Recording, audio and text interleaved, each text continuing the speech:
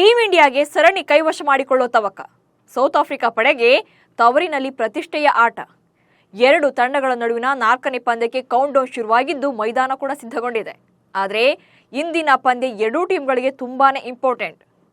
ಅಷ್ಟಕ್ಕೂ ಇವತ್ತಿನ ಪಂದ್ಯದಲ್ಲಿ ಟೀಂ ಇಂಡಿಯಾದ ಪ್ಲೇಯಿಂಗ್ 11 ಹೇಗಿರಲಿದೆ? ಸ್ಟಾರ್ ಬ್ಯಾಟರ್ಸ್ ಡ್ರಾಪ್ ಆಗ್ತಾರಾ? RCB ಬೌಲರ್ಸ್ಗೆ ಕೊನೆ ಪಂದ್ಯದಲ್ಲಾದರೂ ಕೂಡ ಚಾನ್ಸ್ ಸಿಗುತ್ತಾ? ಪಂದ್ಯ ರದ್ದಾದರೆ ಯಾರಿಗೆ ಲಾಭ? ಈ ಬಗೆಗಿನ ಇಂಟ್ರೆಸ್ಟಿಂಗ್ ಮಾಹಿತಿಗಳನ್ನೇ ನೀಡ್ತೇನೆ. ನಾನು ಶಾಂತ. ನೀವು ಸುದ್ದಿಯಾನದ ಸಬ್ಸ್ಕ್ರೈಬರ್ ಆಗೋದಕ್ಕೆ ಮರಿಬೇಡಿ.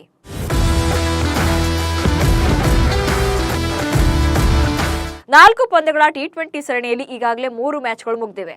ಟೀಂ ಇಂಡಿಯಾ ಮೊದಲ ಹಾಗೆ 3ನೇ ಪಂದ್ಯಗಳನ್ನು ಗೆದ್ದಿದ್ರೆ 2ನೇ ಪಂದ್ಯದಲ್ಲಿ ಸೌತ್ ಆಫ್ರಿಕಾ ಗೆದ್ದುಕೊಂಡಿತ್ತು.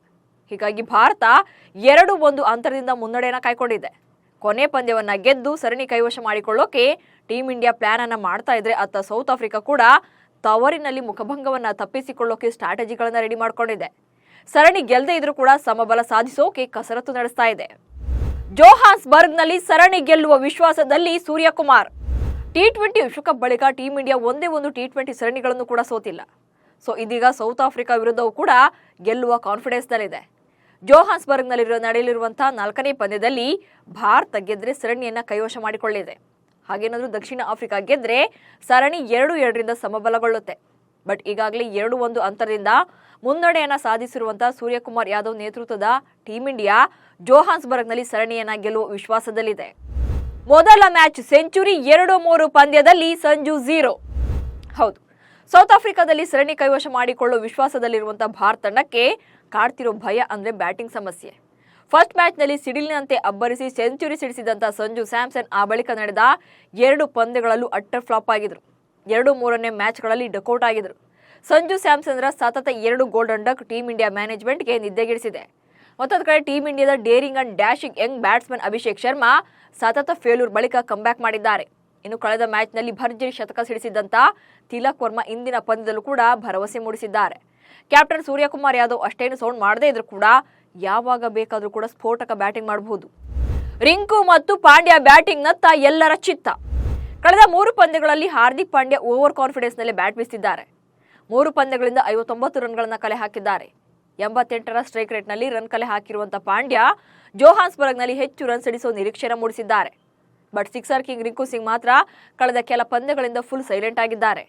ಫೈನಲ್ ಫೈಟ್ ನಲ್ಲಾದ್ರೂ ಕೂಡ ರಿಂಕು ಬ್ಯಾಟಿಂಗ್ ನಲ್ಲಿ ತನ್ನ ಪರಾಕ್ರಮವನ್ನು ತೋರಿಸಲೇಬೇಕಿದೆ. ಇಷ್ಟು ಆಟಗಾರರ ಪೈಕಿ ಒಂದಿಬ್ರು ಬ್ಯಾಟ್ಸ್ಮನ್ ಸೆಟಲ್ ಆಗಿ ಬ್ಯಾಟ್ ಬೀಸಿದ್ರು ಕೂಡ ರನ್ ಮಳೆ ಸುಲಿಸೋದ್ರಲ್ಲಿ ಡೌಟೇ ಇಲ್ಲ. RCBಯ ವೇಗಿಗಳಿಗೆ ಸಿಗುತ್ತಾ ಪದಾರ್ಪಣೆ ಭಾಗ್ಯ. ಕಳೆದ ಪಂದ್ಯದಲ್ಲಿ ಪಂಜಾಬ್ನ ಡೈನಾಮಿಕ್ ಆಲ್ರೌಂಡರ್ ರಮಣ್ದೀಪ್ ಸಿಂಗ್ ಸೆಂಚುರಿಯನ್ನಲ್ಲಿ ಡೆಬ್ಯೂ ಮಾಡಿದ್ರು.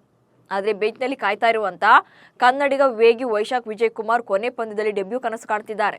ಮಹತ್ವದ ಪಂದ್ಯದಲ್ಲಿ ಕ್ಯಾಪ್ಟನ್ ಸೂರ್ಯಕುಮಾರ್ ಯಾದವ್ ಕನ್ನಡಿಗನಿಗೆ ಡೆಬ್ಯೂ ಕ್ಯಾಪ್ ಕೊಡಿಸ್ತಾರ ಅನ್ನೋದೇ ಈಗಿರೋ ಪ್ರಶ್ನೆ. ಯಶ್ ದಯಾಳ್ರದ್ದು ಕೂಡ ಇದೇ ಕಥೆಯಾಗಿದೆ. ತವರಿನಲ್ಲಿ ಟೀಂ ಇಂಡಿಯಾಗೆ ತಿರುಗೇಟು ನೀಡಲು ಸೌತ್ ಆಫ್ರಿಕಾ ಪ್ಲಾನ್. ಇನ್ನು ತವರಿನ ಸರಣಿಯಲ್ಲಿ ಈಗಾಗಲೇ ಹಿನ್ನಡೆಯನ್ನು ಅನುಭವಿಸ್ತಾ ಇರುವಂತಹ ಹರಿಣಗಳ ಪಡೆ ಸರಣಿ ಸಮಬಲಕ್ಕಾಗಿ ಹೋರಾಟ ನಡೆಸ್ತಾ ಇದೆ. ಇದು ಟೀಂ ಇಂಡಿಯಾಕ್ಕೆ ತಿರುಗೇಟು ನೀಡೋ ತವಕದಲ್ಲಿದೆ. ಈ ಪಿಚ್ ಬ್ಯಾಟರ್ಸ್ಗೆ ಹೆಚ್ಚು ನೆರವಾಗೋದ್ರಿಂದ ಆಫ್ರಿಕನ್ನರು ಟೀಂ ಇಂಡಿಯಾ ಬೌಲರ್ಗಳ ಮೇಲೆ ಸವಾರಿ ನಡೆಸೋ ಲೆಕ್ಕಾಚಾರದಲ್ಲಿದ್ದಾರೆ. ಭಾರತ ತಂಡ 7ನೇ ಬಾರಿಗೆ ದಕ್ಷಿಣ ಆಫ್ರಿಕಾದಲ್ಲಿ T20 ಸರಣಿಯನ್ನು ಆಡ್ತಾ ಇದೆ. ಈ ಪೈಕಿ ದಕ್ಷಿಣ ಆಫ್ರಿಕಾದಲ್ಲಿ ಟೀಂ ಇಂಡಿಯಾ 1 ಸಲ ಮಾತ್ರ ಸರಣಿಯನ್ನು ಸೋತಿದೆ. ಇನ್ನು ಜೋಹಾನ್ಸ್ಬರ್ಗ್ ಪಿಚ್ನಲ್ಲಿ ಟೀಂ ಇಂಡಿಯಾ ಒಟ್ಟು 6 ಪಂದ್ಯಗಳನ್ನು ಆಡ್ತಾ ಇದೆ, T20 ಪಂದ್ಯಗಳನ್ನ. ಈ ಪೈಕಿ 4 ಪಂದ್ಯಗಳನ್ನ ಗೆದ್ದಿದ್ರೆ 2 ಪಂದ್ಯಗಳಲ್ಲಿ ಸೋಲನ್ನು ಕಂಡಿದೆ. ಉಭಯ ತಂಡಗಳು ಈವರೆಗೂ ಕೂಡ 30 T20 ಪಂದ್ಯಗಳಲ್ಲಿ ಮುಖಾಮುಖಿಯಾಗಿದ್ದು ಭಾರತ 17 ಬಾರಿ ಗೆದ್ದಿದ್ರೆ ದಕ್ಷಿಣ ಆಫ್ರಿಕಾ 12 ಪಂದ್ಯಗಳನ್ನ ಗೆದ್ದುಕೊಂಡಿದೆ. ಒಂದು ಪಂದ್ಯದಲ್ಲಿ ಯಾವುದೇ ರಿಸಲ್ಟ್ ಬಂದಿಲ್ಲ. ಹೀಗಾಗಿ ಇಂದಿನ ಪಂದ್ಯದಲ್ಲೂ ಕೂಡ ಭಾರತವೇ ಗೆಲ್ಲುವ ನಿರೀಕ್ಷೆಯನ್ನು ಮೂಡಿಸಿದೆ. ಆದರೆ ಅದು ಅಷ್ಟು ಸುಲಭ ಕೂಡ ಆಗಿಲ್ಲ. ಮಳೆಯಿಂದ ಪಂದ್ಯ ರದ್ದಾದ್ರೆ ಭಾರತಕ್ಕೆ ಸರಣಿ ಕೈವಶ. ಇಂದಿನ ಪಂದ್ಯಕ್ಕೆ ಮಳೆ ಅಡ್ಡಿಯಾಗುವ ಆತಂಕ ಕಾಡ್ತಾ ಇದೆ. ಪಂದ್ಯದ ಆರಂಭದ ಬಳಿಕ 70% ಮಳೆ ಬರುವ ಸಾಧ್ಯತೆ ಇದೆ ಅಂತ ಹೇಳಲಾಗಿದೆ.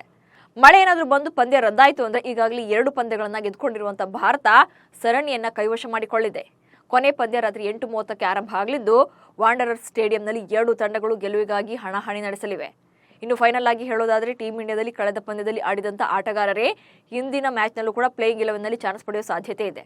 ಆದರೆ ಸಂಜು ಸ್ಯಾಮ್ಸನ್ ಒಂದೇ ಒಂದು ಪಂದ್ಯಕ್ಕೆ ಸೈಲೆಂಟ್ ಆಗಿರೋದು ಟೀಂ ಇಂಡಿಯಾ ಮ್ಯಾನೇಜ್ಮೆಂಟ್ಗೆ ತಲೆಬಿಸಿ ತಂದಿಟ್ಟಿದೆ. ಸೊ ಇಂದಿನ ಪಂದ್ಯದಲ್ಲಾದ್ರೂ ಕೂಡ ಸಂಜು ಬ್ಯಾಟ್ ಬೀಸ್ತಾರ, ಕಾದು ನೋಡಬೇಕು. ನಮಸ್ಕಾರ.